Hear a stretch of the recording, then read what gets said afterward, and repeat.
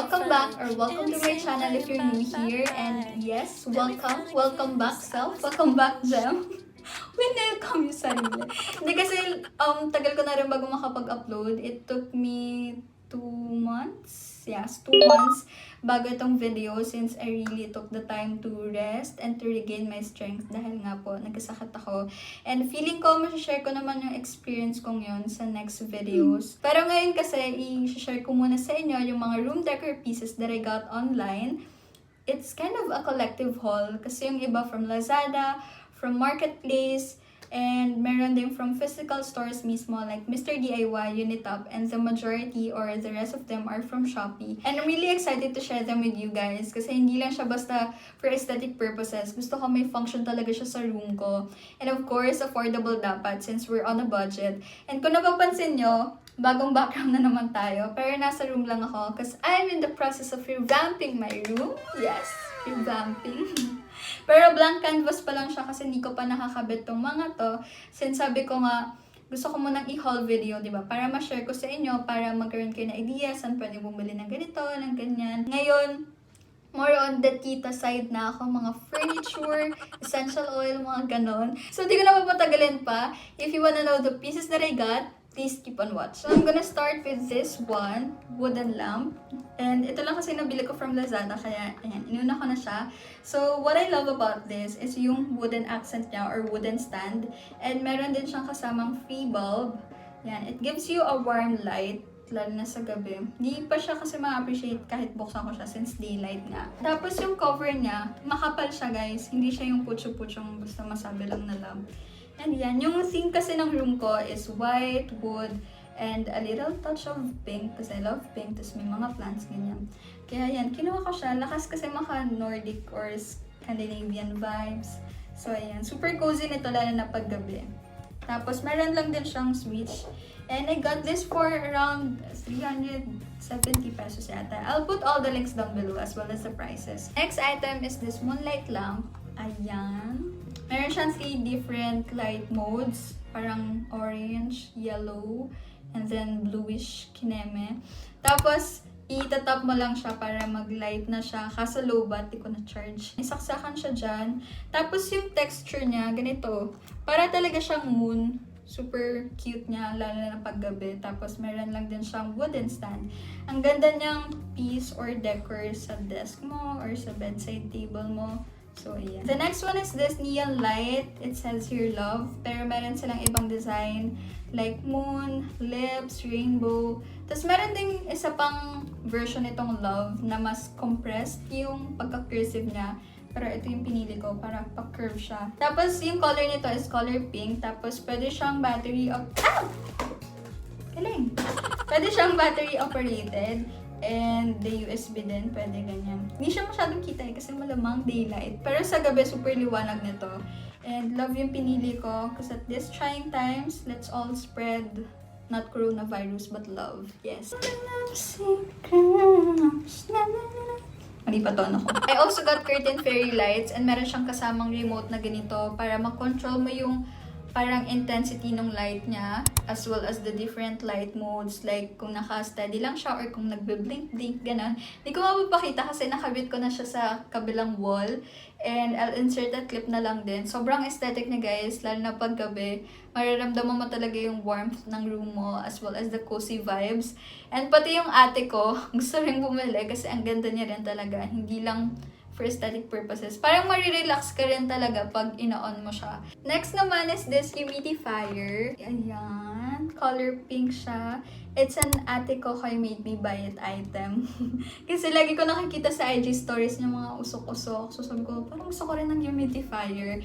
Yan. And I got this in pink. Tapos, yung capacity or parang volume yata ng water is 1 liter, I think. I'm not sure. This is my most favorite kasi na-control mo din yung fog niya. And, pwede mo rin siyang mailaw, Chinese, ganyan. Tapos, pwede mo siyang lagyan, of course, ng essential oil. Wait, I'll try para makita nyo kung gaano kalakas yung fog niya. Kita nyo ba? Ayun, no? Wait, dito sa black. Yan, parang, yan! So, pwede nyo malakasan dito. there you have it. Kung may humidifier, bumili rin ako ng essential oil. Pero ibang shop to guys, kasi mas mura doon. 38 pesos lang to. And super bango niya guys, lalo na ng lavender. Kasi yun pala yung natatry ko. Pero yung dalawa, binigay ko sa sister ko. Lavender, tsaka mint and eucalyptus. Yan, super bango guys, lalo na pag may humidifier ka. Ang bilis bumango ng room ko, promise. Let's now proceed to the beddings. Actually, kompleto. Kompleto tong haul na to. Halos lahat yata online. So, una ko ipapakita is this comforter. Okay, nalaglag na. Comforter. And I got this for only 349 pesos. I know, ito na yata yung pinaka-cheapest comforter that I found online. And, guys, sobrang sulit. This is in queen size. Yun lang ata yung available size nila, unfortunately. Pero wag kayong mag-expect na super fluffy niya. Kasi hindi siya ganun ka-super duper fluffy. Pero may thickness pa rin naman siya. Ganyan yung thickness niya. Wait, para makita niyo. Yan, ganyan yung thickness niya. Tapos, hindi ko lang gusto yung fabric kasi medyo, alam mo yun, hindi siya ganun kalambot. Pero kung may duvet cover naman kayo, okay na yun. And wala lang din siyang bag. 'Di ba? Yung mga nakikita niyong comforter, may bag siyang kasama. Ito naka-plastic lang. Pero okay lang kasi parang malinaw naman yung seller na nilagay niya dun sa title is bargain comforter or duvet filler. And for me, that's okay kasi 'di ba? Pwede mo naman siyang i-store nang hindi na binabag or gusto niyo may bag. Pero ayun, if you want this, try niyo na rin bumili kasi sobrang sulit guys and sobrang mura. Tapos, meron din ako ditong 4-in-1 set na bedsheet. Yan. Sorry guys, tinanggal ko na sa lalagyan niya kasi nilabhan ko siya. So, ano siya, bedsheet, duvet cover, and 2 pillowcases. And sobrang lambot nito guys, promise, for 400 plus something. I'll put the link down below na lang. Yun, sobrang sulit guys. Kasi yung fabric niya, alam mo yung masarap sa balat? Parang malamig yan, malamig sa balat. And promise, ang ganda niya. Alam mo yung kahit mainit yung panahon, malamig pa rin siya sa balat. Ewan ko ang weird, pero ganun yung feeling niya. So, sobrang sulit na. Feeling ko naka 50% discount ako. Kasi diba sa mall, around 800 pataas to. Pero nakuha ko lang siya for 400 plus and sobrang sulit na. And kumuha rin ako ng curtain, which is kind of weird. Kasi yung mga ganitong bagay, nanay ko yung bumibili. Pero sis, pinatus ko pa rin kahit curtain sa Shopee. Ayan. Ganyan siya. I forgot the size. Pero sakto lang siya sa window ko. Meron silang iba't ibang size kasi depende sa windows mo. And kung gusto mo na hanggang floor, ganun. Medyo nagulat lang ako sa color kasi na-expect ko white. And yun pala, cream talaga siya. And okay lang kasi it adds a pop of color in my room since nag-white walls na nga ako. So, ayan. Super sulit for 190 pesos. And then, I got 3 for my room. And then, wait. Itatabi ko na muna kasi ang bigat. I also got a carpet. Like this. Yan. Super laki, guys. Ang size niya is 120 by 80. Malaki na siya. And nagulat ako na ganun. Tapos, two-toned siya. Parang beige white yung pinili ko. And malambot siya, guys. Tapos, sa likod, mayroon siyang I forgot the term. Basta anti-dulas. And true enough naman din kasi hindi naman siya dumudulas pag nasa baba. I also got this double wall insulated glasses. So, merong isang ganito for 149 pesos only. And then, ito naman may handle, 189 pesos. And ako nakikita nyo.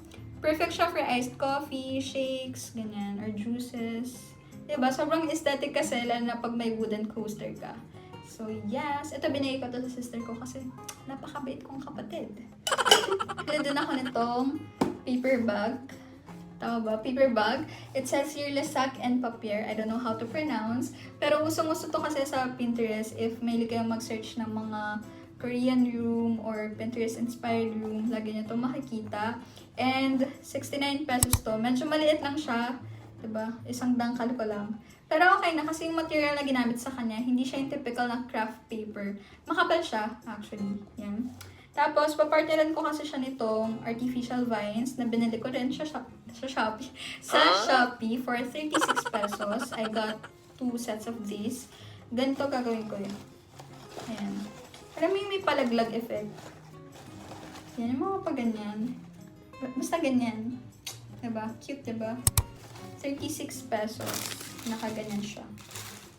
I also got these crates. So, nabili ko siya for 180 pesos each. And, yan, medium size siya. Tapos, may handle din siyang kasama. Yan, sa gilid. And di ako aware na may handle pala. Kala ko straight cut lang siya. Pero, okay lang kasi mas nag-add siya ng dimension. And, sobrang pulido ng pagkakagawa. Promise.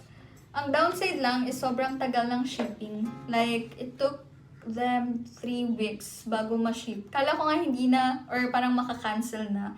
Kasi nga sobrang tagal, like, di na ako nag-expect at all.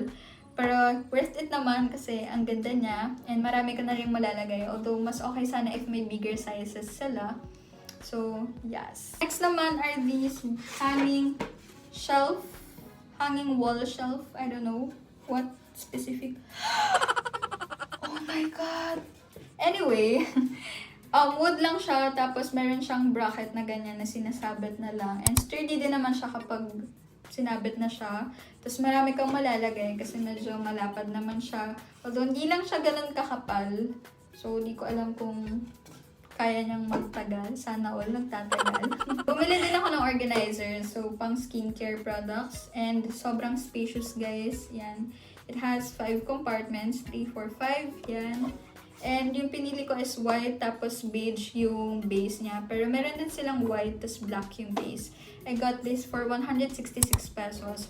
And aside from this, meron din akong kinuha na pang stationery naman. Like this one. Umikot siya, guys. Yan o. Yan. Black lang siya. Tapos, pwede niyong lagyan ng pens or kaya clips, ganyan.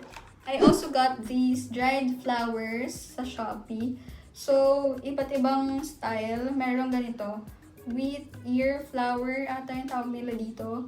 That's ito, parang palaspas. Sorry, hindi ko alam yung mga tawag sa kanya. And then, ito naman, parang oval chinese lang siya. Yan, nag-range siya from 40 pesos to 70 pesos. Tapos, itong pinaglalagyan is this vase, glass vase na nabili ko from Unitop. And this is only 75 pesos. Sobrang mura na, guys. Kasi sa mga